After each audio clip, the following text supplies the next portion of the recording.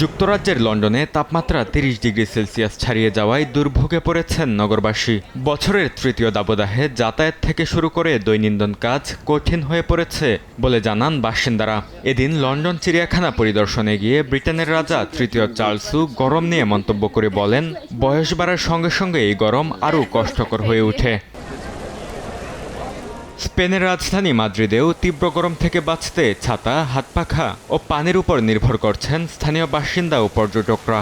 বিভিন্ন স্থানে তাপমাত্রা 40 ডিগ্রির কাছাকাছি পৌঁছেছে।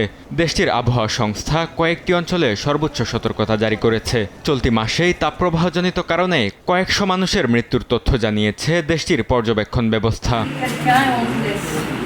ফ্রান্সের পরিস্থিতিও উদ্বেগজনক। হাসপাতালগুলোতে বাড়ছে রোগীর চাপ।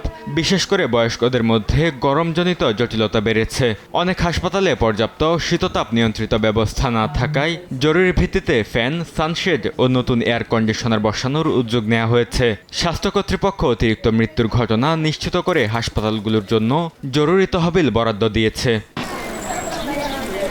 এদিকে ইউরোপীয় ইউনিয়নের জলবায়ু পর্যবেক্ষণ সংস্থা কোপার্নিকাস জানিয়েছে 2026 সালের জুন পশ্চিম ইউরোপের ইতিহাসে সবচেয়ে উষ্ণ মাস। সংস্থাটি বলছে, স্থলভাগ ও সমুদ্রের তাপমাত্রা ধারাবাহিকভাবে বাড়তে থাকায় ভবিষ্যতে আরও তীব্র তাপপ্রবাহের ঝুঁকি তৈরি হচ্ছে। বরকতুল্লাহ, সময় সংবাদ।